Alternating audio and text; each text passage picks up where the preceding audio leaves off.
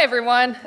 So I'm Lucy DiBenedetto. I come from 2,800 miles away at SUNY Stony Brook University, so I am very happy that they sent me out here, or else right now I would be in the freezing cold and I'd have to worry about snow tomorrow.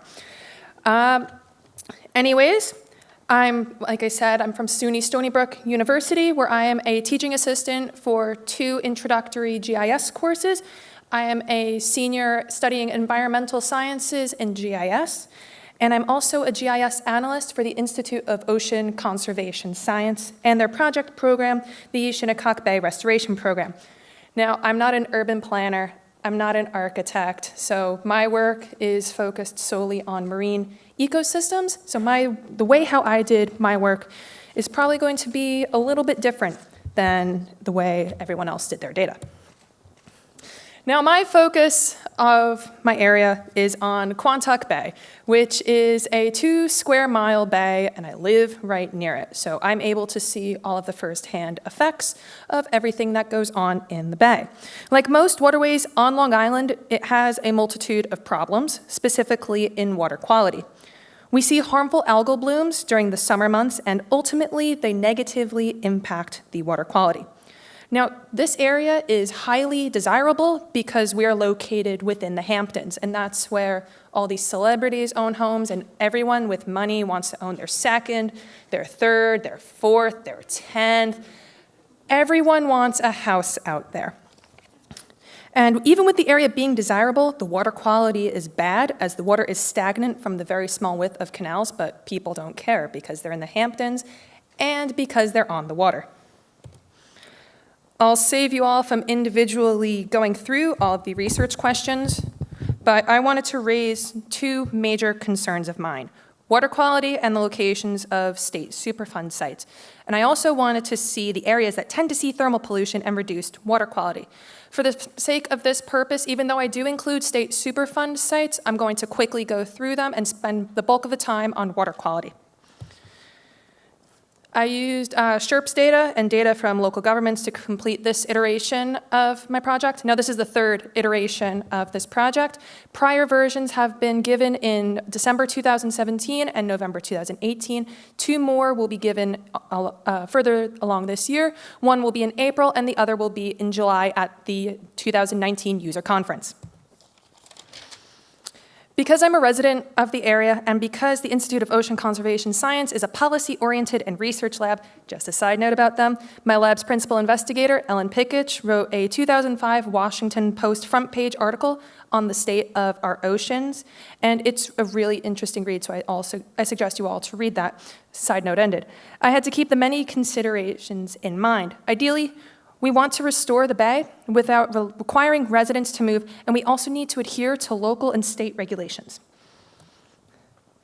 Just a little bit about state Superfund sites. There are 7 of them that are located within a half-mile of the bay and its headwaters.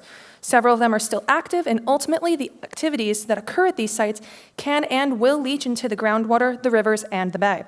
Some of the sites are under investigation for per and polyfluoroalkyl substances by the Department of Environmental Conservation and the Department of Health. For more information on that, please check out the New York State Department of Health website. So for this slide and for the next 2 slides, I've aggregated data from 2012 up until 2018 from 68 data points, just to show a little bit of what's going on within the bay. So in all, the dissolved oxygen levels of this bay are not great at all. The average is around 7 milligrams per liter, but we'd like to increase it.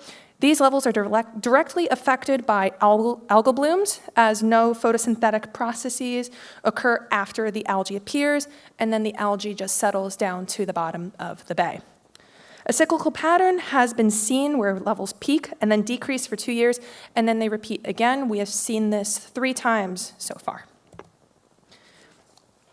Salinity isn't also very great, but from the distribution, we see that the channel area, which, oh man, can I get laser pointer on this? Yep, the red button. Sweet. Okay. So the channel area, which is seen down here and is also up here, it's a little bit more clean, possibly because that's the direct area for water movement within the bay. Now, during a typical year, the water has a temperature range of 40 degrees Fahrenheit, and it can reach up to 85 degrees Fahrenheit, which is generally not healthy at all. It's like swimming in a bathtub on a hot summer day. Do you really want to be doing that? And I think the answer is no. The range should be smaller, but as shown by the raster data, the levels just jump all over the place, even though they follow similar trends experienced by water bodies in the Northeast, where they increase gradually until mid-August, and then they decrease until mid-February. So what did all the previous 4 slides mean? In terms of water quality, one mechanism that we can use to promote better quality and ultimately kickstart our restoration techniques is by the placement of oyster reefs.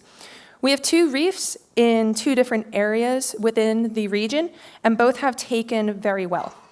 Reefs can assist with combating thermal pollution, and that can be defined as the combination of low dissolved oxygen levels plus high temperature.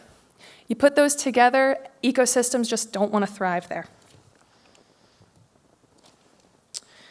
Although the 2 reefs aren't shown, they have helped to increase water quality over a matter of months, as oysters are filter feeders, and they basically just suck all of the nutrients out of the water column. Please don't eat them afterwards. They're not healthy, and there's going to be like no meat inside the oysters. So I decided to combine dissolved oxygen and temperatures to show the best locations for reefs here. And this mechanism uses thermal pollution data. The lower the number is, the better the location is, possibly for our reefs, as it combines lower oxygen with higher temperatures. In addition, the site in very dark red is not within the channel for boats, so we do not have to worry about the reefs being destroyed by motors. This spot also happens to be closer to the middle of the bay, so if we decide to work from the center and going out, that may trigger a faster recovery time.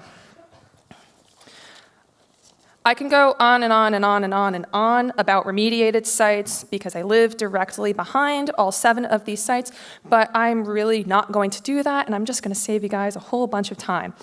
But I do want to highlight this. It is plausible that the chemicals from the sites have impacted the bay's water quality, but the chemicals, when dissolved, are odorless, tasteless, and very small. And they can also be very hard to pick up on a typical YSI probe. So hypothetically speaking, these are 2 main routes for chemicals from the 23 sites based off of the topography of the area. Sites were taken from my knowledge of the area along with documented building and maintenance sites. The hypothetical routes merge at the ideal location for reefs or close to. And I have some other restoration techniques, but I have developed more on them in other presentations, but the ones that I really want to do are oxygen aeration and benthic structures within oyster reefs. So thank you all for listening to my presentation. I know it's late, and I know we might all want to break out and do the discussion groups right about now, but thank you for letting me teach you a little bit about my corner of Long Island.